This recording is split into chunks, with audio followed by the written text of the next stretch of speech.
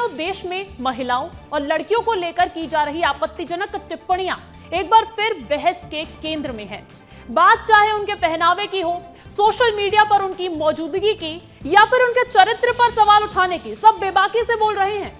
एक बार फिर कुछ धर्मगुरु ऐसे बयान देकर चर्चा में है जो न सिर्फ विवाद खड़े करते हैं बल्कि इस तरीके की सोच पर भी सवाल खड़े करते हैं। साध्वी ऋतंभरा, प्रेमानंद महाराज और अनिरुद्धाचार्य जैसे कथावाचकों के बयान अब सोशल मीडिया पर वायरल हो रहे हैं।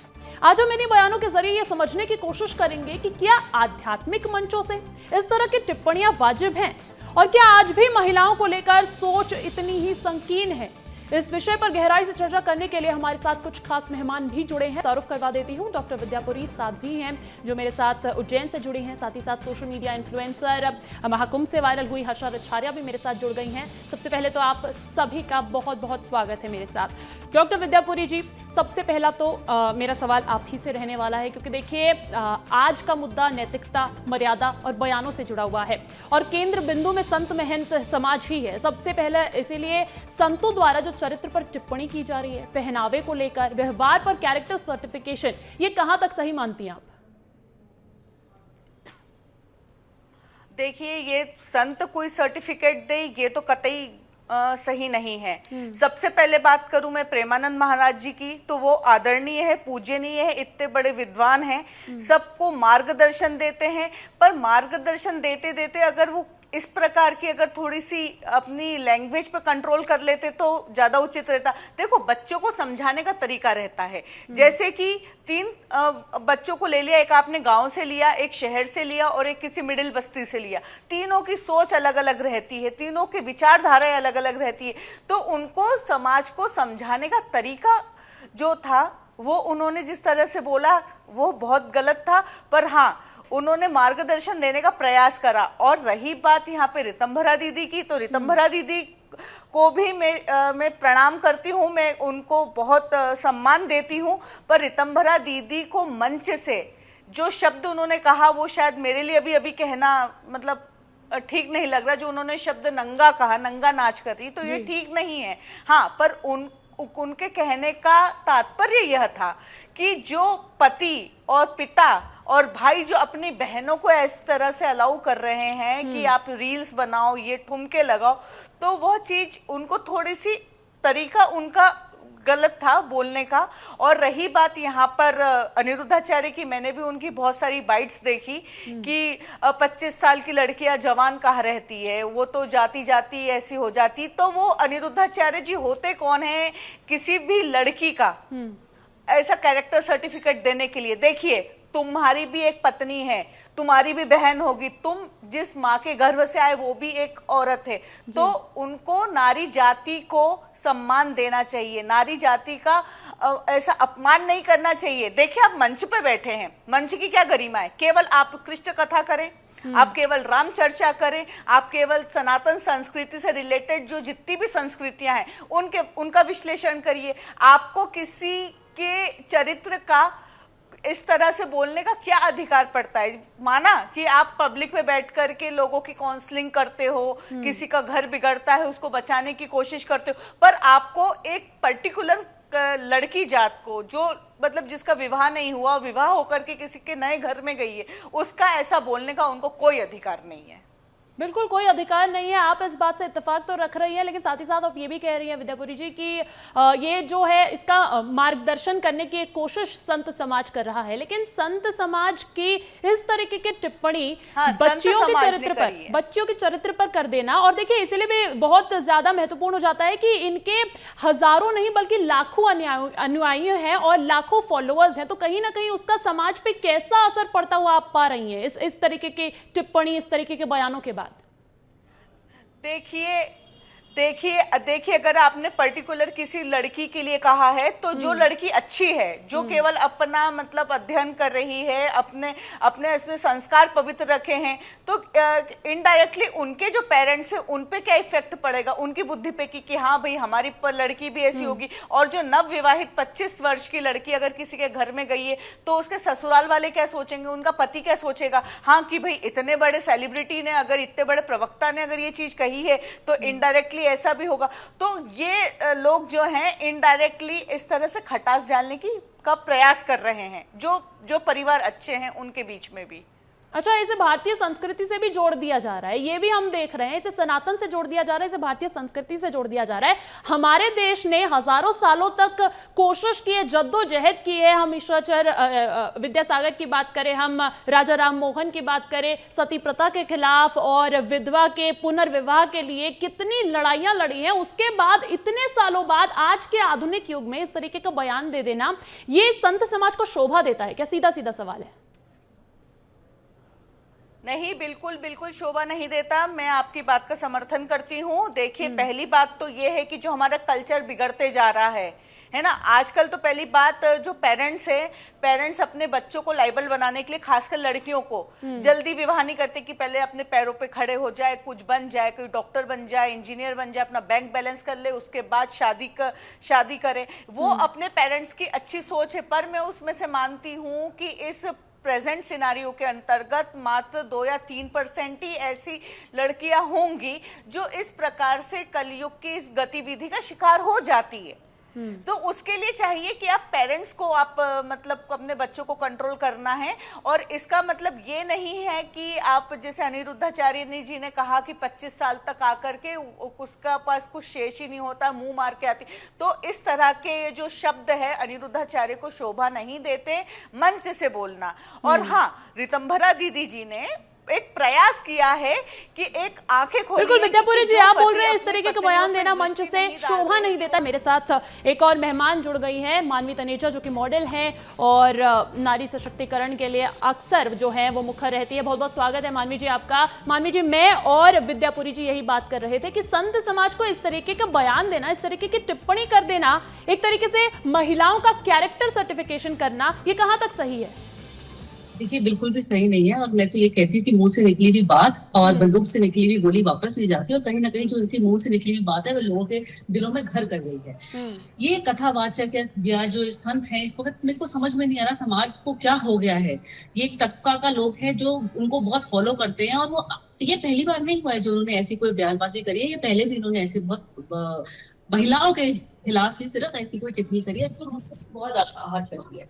अब मुझे हैरानी और चिंता की बात तो सिर्फ ये है कि ये ज्ञान लाते कहाँ से, ये इनके पास इंफॉर्मेशन आता कहाँ से। इन्होंने महिलाओं के लिए बहुत सारे, जैसे कभी किसी को चाइनीज माल कह देते हैं, कभी किसी को जैसे अब इन्होंने ऐसे बोला कि अगर कोई महिला किसी के साथ लिव इन में रहती है तो वो मतलब आपके चैनल में बोल भी नहीं सकती क्योंकि बच्चे भी सुनते हैं, तो वो महिलाओं को एक टैग दे देते हैं। क्या ये कुकर्म, मैं इनसे पूछना चाहती हूँ जो ऐसी बयानबाजी करती हैं, क्या ये ऐसा कुकर्म अपने टाइम पे कर बैठे हैं? जितने डंके की चोट पे ये महिलाओं पे उंगली उठा रहे हैं, क्या इन्होंने ऐसी इन पे आप बीती है? जो आप बीती उस वक्त की, ये आज उभर के निकल रही है।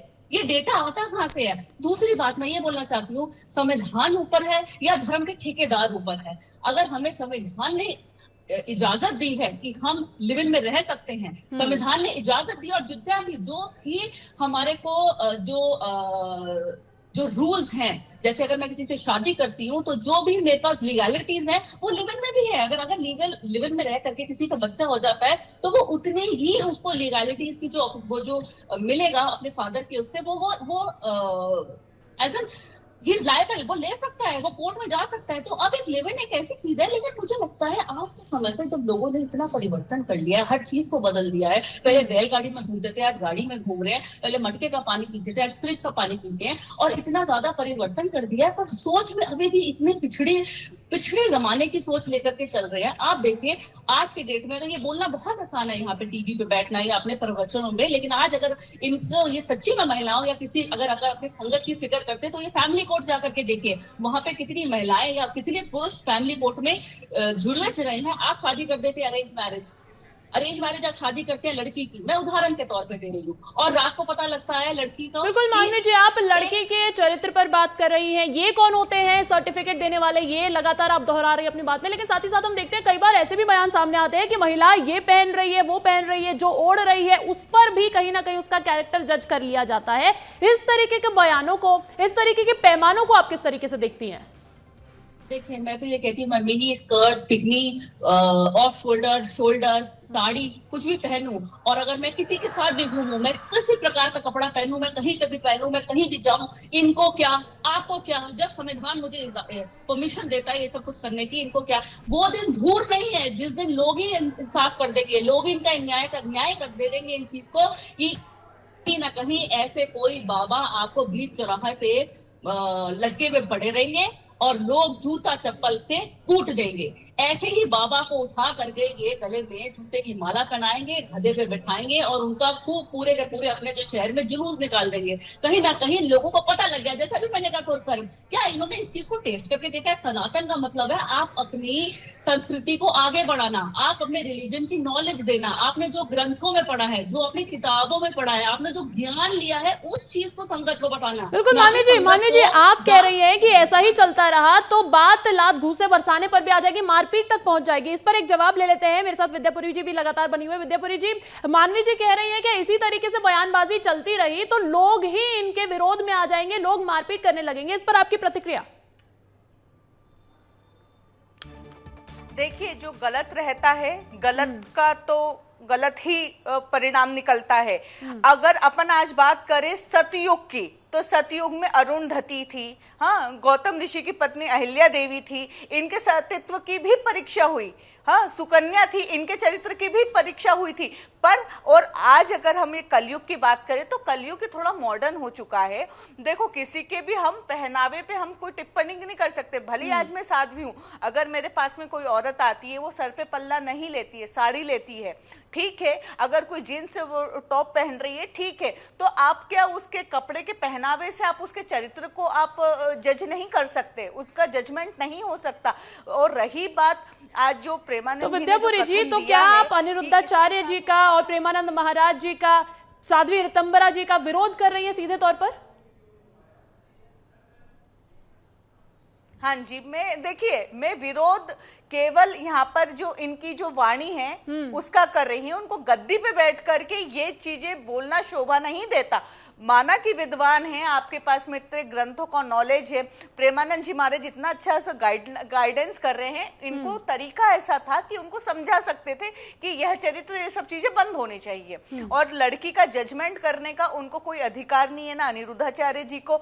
और अगर ऋतंभरा दीदी ने ऐसा कहा है, जो उन्होंने शब्द कहा है, मंच से नंगा नाच कर रही हैं, तो वो चीज गलत है, ठुमके लगा रही। अच्छा, एक चीज ये बताइए, ठुमके लगाना आपके जिस वो वृंदावन में रहती वहीं पे देख लीजिए, जवान तो क्या, छोटे क्या, सब बूढ़े बूढ़े भी कृष्ण भक्ति में ठुमके लगाते हैं, रील बनाते हैं, डालते हैं। अगर कोई ऐसी कुछ अभद्र विचारधारा वाले लोग आ जाते हैं कि उसको एडिट करके इधर उधर कर लेते, तो गलती उन लोगों की है।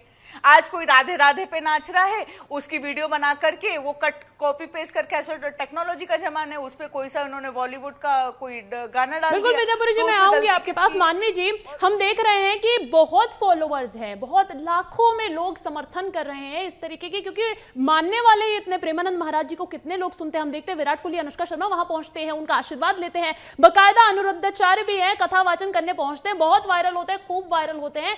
इस तरीके से आप जैसी मॉडर्न मॉडल आधुनिक युग की महिला है, वो विरोध जरूर कर रही है, लेकिन कुछ लोग ऐसे भी हैं जो समर्थन कर रहे हैं। इन दोनों तराजुओं को कैसे देखते हैं आप, मानवी जी? देखिए, कहीं ना कहीं ये अपने कथा को सुना करके लोगों को हिप्नोटाइज करते हैं। ये आपको वहां पे बुलाते हैं, आप जाते हैं वहां पे, और उसके बाद अगर आपने देखा हो तो एंट्री एग्जिट आप नहीं कर सकते। अगर आप चाहे पानी पीने जाना चाहे, या अगर आप वॉशरूम इस्तेमाल करना चाहे, नहीं, आपको अगर आप बैठ गए, आपको एक बार सीट मिल गई, फिर आपको उनके जो सेवक है वो उठने नहीं देते। अगर आप एक ही जगह बैठे रहेंगे, हम देखिए, हम बाकी बिहारी मंदिर जाते हैं तो वहां पे भी पर्दा कर देते हैं थोड़ी देर के बाद मंदिर में, क्योंकि कहीं ना कहीं भगवान जी आपके बिल्कुल आपके साथ कांटेक्ट में ना जाए। तो ये चाहते हैं वो कांटेक्ट रहे। और अगर आप किसी का प्रवचन सुनते हैं 1 घंटा 2 घंटा, कहीं ना कहीं वो आपको इम्पैक्ट पड़ जाता है। आप जितना मर्जी पढ़े लिखे हो, मैं भी आज मॉडर्न जमाने की हूँ, लेकिन अगर एक चीज में सुनती रहूंगी, देखिए, अगर मैं सही को गलत, बार बार सुनती रहूंगी ये गलत है, ये गलत है, ये गलत है, कहीं ना कहीं मेरे मन में भी ये एक दिमाग में शंका आ जाएगी, हाँ ये शायद गलत है। तो ये आपको उठने नहीं देंगे। ये प्रवचन ये सुनाते हैं, और जिस प्रकार से प्रवचन सुनाते हैं कि जो वहां पे बैठा संत है वो हिप्नोटाइज हो जाए। आज की डेट में तभी बहुत दुख के साथ कहना पड़ रहा है, जो पढ़े लिखे लोग हैं वो भी समर्थन कर रहे हैं। अब आप देखिए उंगली उठा रहे हैं लिव इन रिलेशनशिप में, लड़कियों के लिए, महिलाओं के लिए। बहुत दुख के साथ कहना पड़ रहा है कि अकेले महिलाएं लिव इन रिलेशनशिप में रहती है, पुरुष नहीं रहते। उन महिलाओं के बारे में क्या कहते हैं जो पेरेंट्स के कहने पर शादी कर देती है। लेकिन मानवी जी पुरुषों पर भी कहा, प्रेमानंद महाराज के बयान को अगर आप सुनेंगे, मैं चाहूंगी एक बार सुनवाते हैं प्रेमानंद महाराज जी का वो बयान, पुरुषों पर भी कहा है। क्या कहा है सुनवाते हैं पहले, फिर लौटूंगी आपके पास। से ही जब 4 लड़कियों से व्यभिचार करता है तो वो अपनी पत्नी से संतुष्ट नहीं रहेगा, उसे 4 से व्यभिचार करना पड़ेगा, क्योंकि उसने आदत बना ली है। मानवी जी, प्रेमानंद महाराज को सुना आपने, पुरुषों को भी उसी तराजू में तोलते हुए वो नजर आए। यहाँ पर काफी नपतुला बयान उन्होंने दिया था, टिप्पणी, लेकिन फिर भी आप इस बयान को आप कैसे देखेंगे? आप कह रही है पुरुषों पे नहीं कहते हैं, पुरुषों पे यहाँ पर प्रेमानंद महाराज जी ने तो कहा है, उसको आप कैसे देखते हैं? और साथ ही साथ उन्होंने ये भी कहा है कि मोबाइल का इस्तेमाल आजकल हम देख रहे हैं, मोबाइल के इस्तेमाल से पाश्चात्य संस्कृति इस पर सबसे पहले तो मैं ये बोलना चाहती हूँ कि जो आपने बयान चलाया वो पूरा नहीं चलाया, वो आधा अधूरा है, और आधी इन्फॉर्मेशन आप काफी हानिकारक नहीं, आधा हमने सिर्फ वो पुरुषों वाली चीज पर फोकस करने के लिए वो बयान चलाया। मैं समझ गई, लेकिन मतलब उसका बदल जाता है। उन्होंने क्या कहा, सिर्फ 2 या 4% जो लोग हैं वो पवित्र हैं, बाकी सब वैसे ही हैं। तो उन्होंने कहीं माफ करिए, हम सब जो पैनल पे बैठे हैं उन सबको एक ही तराजू में तोल दिया है। लोगों को दिक्कत इस बयान की है, ना कि इस बयान की कि उन्होंने कहा है कि आजकल लड़का ये करते हैं लड़की नहीं। लोगों को उनके आखिरी बयान की दिक्कत है कि उन्होंने बोला सिर्फ 2 या 4 ऐसे लोग हैं जो पवित्र हैं, बाकी सभी बाहर जा करके ये सब कुछ करते हैं। मुझे इस चीज की आपत्ति है। दूसरी बात ये धर्मगुरु में सर्टिफिकेट देंगे हमें क्या करना है क्या नहीं करना है, मैं जो मर्जी करूँ। आज मुझे अगर संविधान इजाजत देता है, मुझे परमिशन देता है बाहर घूमने की, आज मुझे वो इजाजत देता है, अगर मैं किसी के साथ बैठ सकती हूँ, डिनर कर सकती हूँ, तो ये कौन होते हैं मुझे टोकने वाले कि आप ऐसे करो या वैसे करो या वो करो। दिक्कत ये है कि महिलाओं के साथ देखिए, अगर मैं यहाँ पे एग्जांपल देती हूँ, आप प्रेमानंद की बात नहीं मैं कर रही, मैं अनिरुद्धाचार्य की भी कर रही हूँ, क्योंकि हम यहाँ पे सारे के सारे संतों की और प्रवचनों की बात कर रहे हैं। वो ये कहते हैं महिला महिला महिला। अब अगर मैं किसी के साथ रात को डिनर पे चली जाऊं या मैं किसी से बात कर जाऊं, वो मेरे कैरेक्टर को असैसिनेट कर देते हैं, मेरे कैरेक्टर पे उंगली उठा देते हैं। लेकिन वहीं पे अगर रात को लड़का बाहर रहे, लड़के पे कोई उंगली नहीं लेकिन लड़की पे सारी उंगली। अब मैं जिस बात की बात करना चाह रही थी आपने पेज काट दिया, लिव इन रिलेशनशिप की। देखिए लिव इन रिलेशनशिप में क्या हम है, टेस्ट ड्राइव तो बहुत जरूरी है। आप गाड़ी लेने जाते हैं उसका टेस्ट ड्राइव करते हैं ना, तो अगर आप अपनी पूरी जिंदगी किसी के साथ व्यतीत करना चाहते हैं, उसमें अगर टेस्ट ड्राइव करना चाहते हैं, उसमें क्या दिक्कत है? हमारे साथ चैताली जैन जो कि मॉडल है पेशे से, वो भी जुड़ गई हैं, और क्योंकि हमारा ये महिलाओं का मुद्दा है, हमारे बीच चर्चा लगातार जारी है। और चैताली जी, आप भी सुन ही रही होगी कि ये जो विवादित टिप्पणियां आजकल सुनने को मिल रही है संत समाज की तरफ से, बहुत बड़े बड़े धर्म गुरुओं की तरफ से, इस तरीके के बयानों को आप कैसे देखती हैं बतौर महिला?